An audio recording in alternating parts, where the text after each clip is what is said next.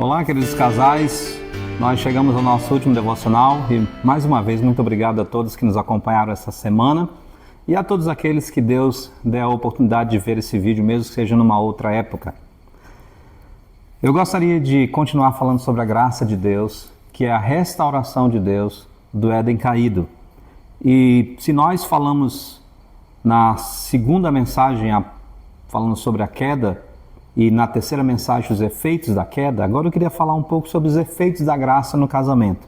Mas vamos relembrar o que diz Paulo em Tito capítulo 2, quando ele nos diz: porquanto a graça de Deus se manifestou, salvadora a todos os homens, educando-nos para que, renegadas a impiedade e as paixões mundanas, vivamos no presente século, sensata, justa e piedosamente, aguardando a bendita esperança e a manifestação da glória do nosso grande Deus e Salvador, Jesus Cristo, o qual a si mesmo se deu por nós, a fim de remir-nos de toda iniquidade e purificar para si mesmo um povo exclusivamente seu, zeloso de boas obras. Quando a graça se manifesta no casamento, o lar toma um rumo bem diferente daquele que os demais casais que ainda vivem sob a destruição da glória de Deus vivem. E eu gostaria de tomar aqui alguns exemplos com base em texto do Novo Testamento para enfatizar isso, como essa graça vai transformando a convivência do casal. Eu não vou aqui incluir os filhos, porque não é o meu objetivo nessa semana, é falar especificamente acerca do casal. Primeiro, quando a graça está atuando na vida deste casal, a graça salvadora de Cristo Jesus, o casamento pode resistir às grandes tempestades, pois eles, os cônjuges, entendem que o propósito de Deus é que cumpram o seu compromisso que fizeram diante do próprio Deus e muitas vezes diante da própria Igreja de Deus. Pois o casamento não é uma promessa de tolos, mas é uma promessa daqueles que sabem que, antes de tudo, fazem a Deus essa promessa. Com a graça de Deus, a gente pode resistir muitos problemas que em outras situações, em outros momentos, a nossa solução é melhor se separar. Mas na graça de Deus, esse casal pode agora resistir muitas tempestades que antes seriam suficientes para destruir o seu casamento. Segunda consideração no Novo Testamento, o esposo deixa de ser um acusador. Deixa de lado a sua irritação para com a sua esposa, de viver irritado com ela, para ter um amor de forma elevada, tendo o amor de Cristo como o principal e, digamos, o exemplo exclusivo para este amor que ele dedicará à sua esposa. É muito interessante porque Paulo fala isso, que os maridos devem amar a sua esposa como Cristo amou a igreja. Este é o modelo do amor que nós devemos ter pela nossa esposa, o amor de Cristo Jesus. E escute mais ainda, e ao invés de se omitir como fez Adão lá no Éden, ele agora cuida de sua esposa como cuidaria de sua própria pessoa.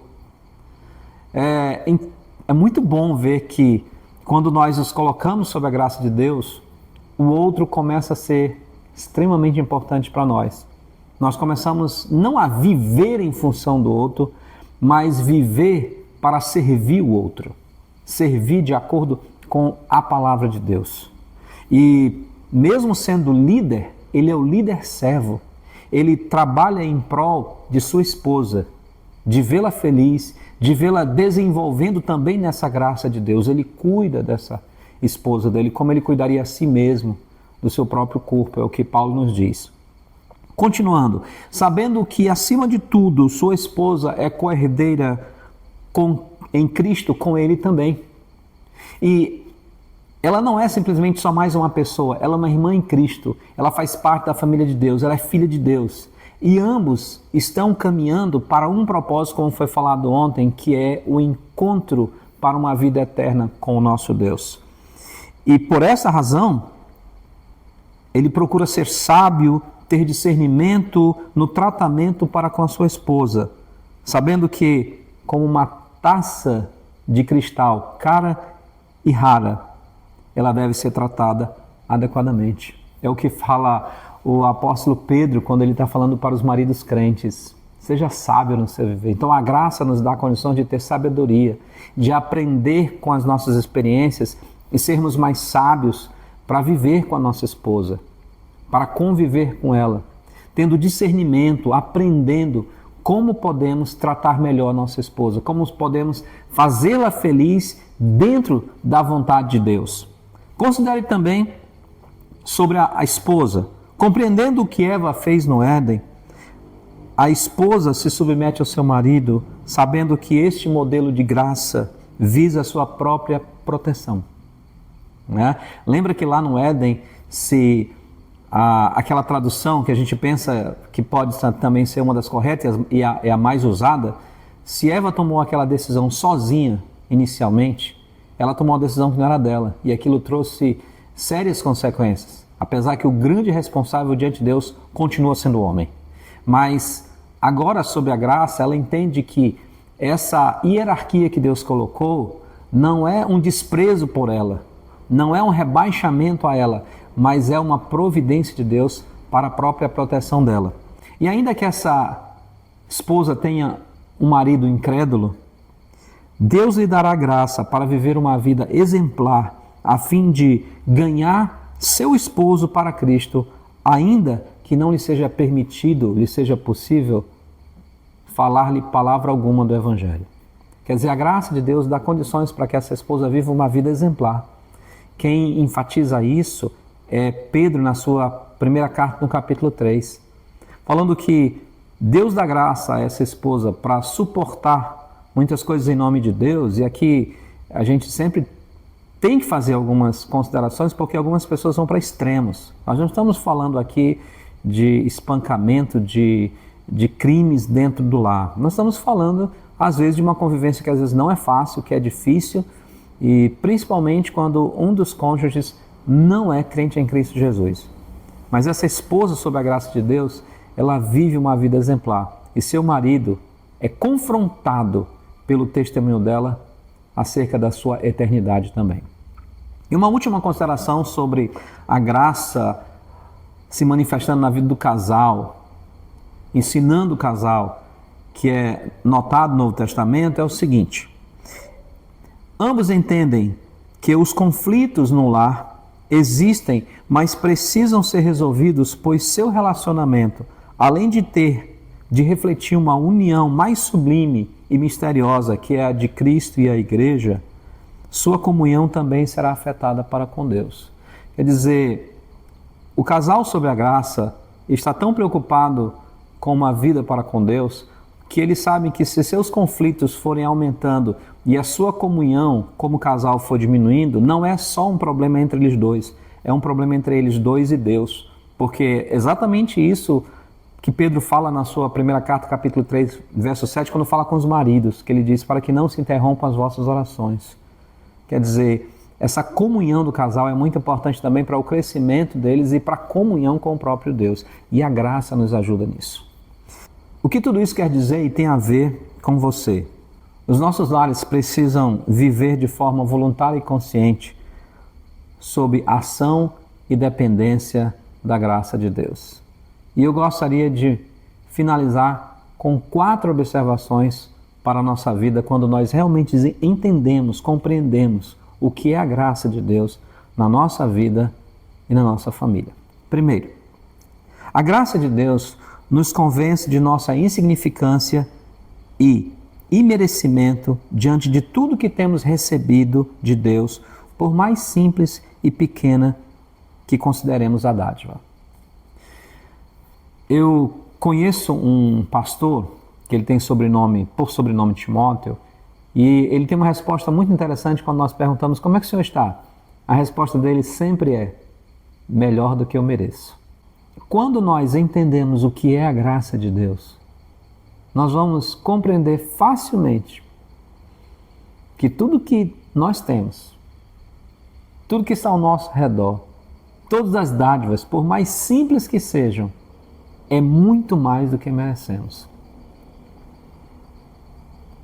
Não vamos dizer, como Adão, a esposa que tu me destes. Nós vamos entender que até aquela esposa, aquele esposo, é uma dádiva graciosa de Deus. Porque o que nós merecíamos mesmo era condenação eterna, era a morte eterna. Isso é o que nós merecíamos. Mas Deus, sendo rico em misericórdia, e por causa do grande amor com quem nos amou, nos deu vida juntamente com Cristo. Pela graça, fomos salvos. É assim que nós olhamos a vida. Nós não olhamos a vida com merecimentos próprios. Nós olhamos a vida como uma dádiva que nós não merecíamos. Nós olhamos aquilo que nós temos ao nosso redor não como merecimento próprio. Nós olhamos as nossas conquistas não como merecimentos próprios, mas como uma dádiva que nós não merecíamos, que tudo faz parte da graça de Deus. Por essa razão, segunda conclusão que nos leva à nossa consideração e consciência sobre a graça de Deus, que a graça de Deus nos dá condições de fazer pelo outro algo sublime e surpreendente, não por merecimento da outra parte, mas pelo simples fato de já termos sido alcançados por essa maravilhosa graça. Esta é uma atitude resultante do nosso convencimento da graça de Deus em nossa vida. Você já ouviu aquela expressão, ele não merece ser amado? Ele não merece que eu faça algo bom para ele? Ela não merece ser amada? Ela não merece que eu faça algo bom para ela? Pois é, nenhum de nós merecemos. Então, quando eu tenho a convicção da graça de Deus na minha vida, eu consigo fazer o bem para a minha esposa, a esposa para o marido, ainda que ele não mereça. Porque a graça faz isso comigo. O perdão não é porque a pessoa merece. O amor não é porque a pessoa merece. O cuidado, o carinho, não é porque a pessoa merece. É porque a graça de Deus está comigo e me ensina e me ajuda a fazer o que Deus quer.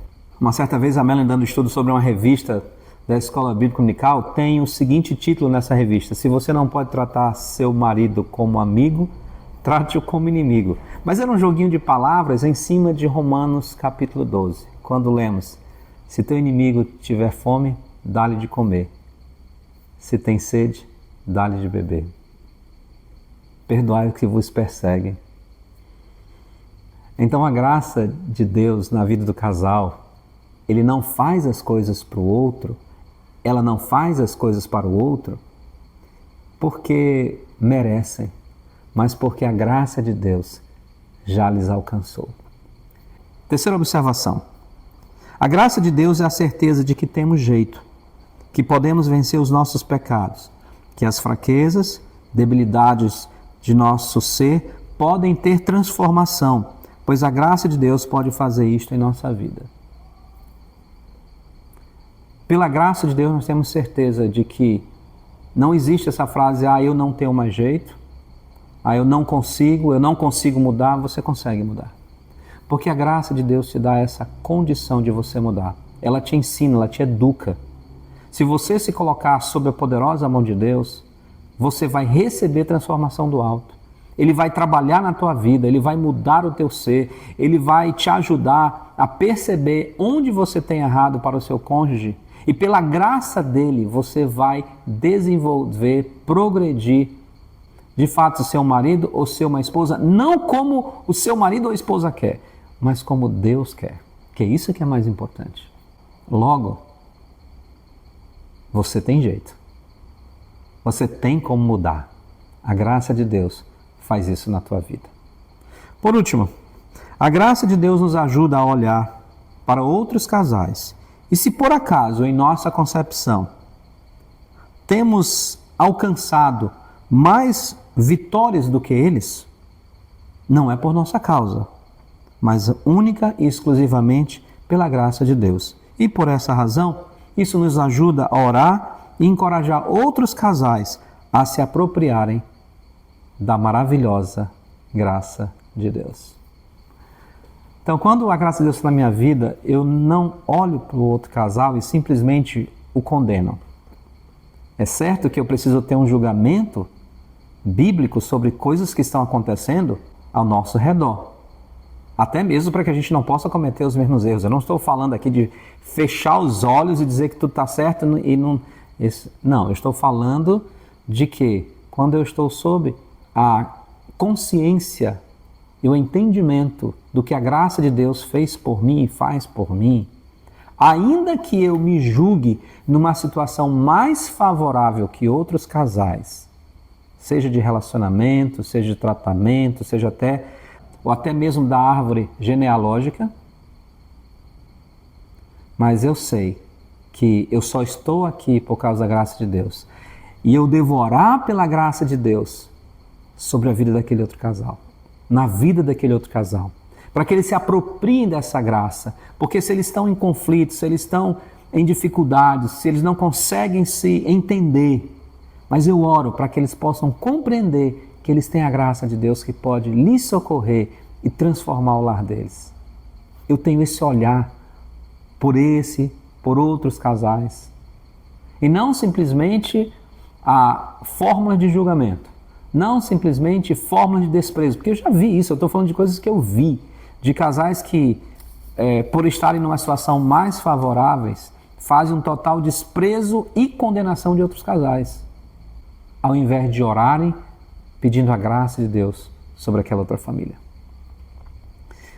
Eu espero que você tenha saído dessa semana fortalecido na palavra de Deus e principalmente animado em saber que nós contamos com um Deus que criou tudo perfeito, que permitiu a queda, mas que providenciou a restauração. E hoje, todo casal crente em Cristo Jesus goza de um apoio excelente à ação da graça de Deus na sua vida.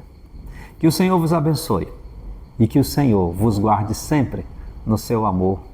Até a próxima semana. Olha, se esses devocionais têm edificado a sua vida, a vida da sua família, compartilhe com outros casais também. O nosso objetivo é que nós possamos, desta forma, ajudar muitas famílias. Agora, não sei se você já sabe, eu creio que a maioria dos que nos assistem na Semana de Casais sabem, mas nós, desde 1º de julho de 2024, passamos a ser missionários do Seminário Batista Regular Acreano. Isto é, nós passamos a viver exclusivamente de ofertas voluntárias. Por esta razão, se você quiser e puder nos ajudar no nosso ministério, sinta-se à vontade com aquilo que Deus propõe no seu coração. Você pode fazer isso de duas formas. Você pode fazer isto sendo mantenedor mensal, isso é, todo mês mandando uma oferta para o nosso sustento, ou você simplesmente pode mandar uma oferta esporádica, aquilo que Deus propor para você. Se você quiser fazer isso, você pode enviar o seu donativo para este Pix, que é o nosso Pix da poupança ministerial. Muito obrigado e orem por nós, para que Deus nos dê sempre condições de cumprir a sua vontade, viver uma vida íntegra diante dele e edificar a Igreja de Cristo e viver para a glória de Deus. Nosso lar abençoar, que ele possa ser esteio contra o mal, faz o leal, sempre firme está, e com o teu poder vem nos manter.